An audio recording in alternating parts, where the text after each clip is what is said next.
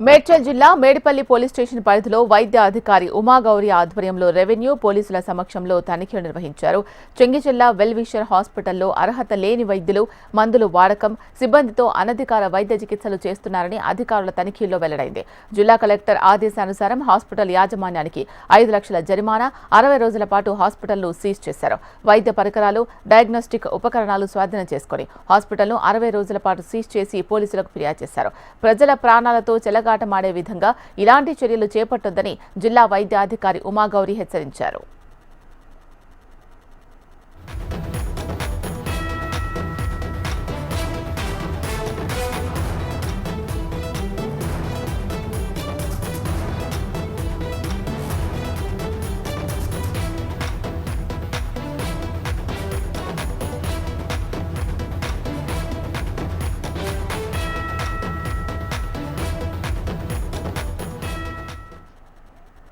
మేడ్చల్ జిల్లా Medipalli police station పరిధిలో వైద్యాధికారి ఉమాగౌరి ఆధ్వర్యంలో రెవెన్యూ పోలీసుల సమక్షంలో తనిఖీలు నిర్వహించారు. చెంగిచెల్ల వెల్విషర్ హాస్పిటల్లో అర్హత లేని వైద్యులు మందులు వాడకం, సిబ్బందితో అనధికార వైద్య చికిత్సలు చేస్తున్నారని అధికారుల తనిఖీల్లో వెల్లడైంది.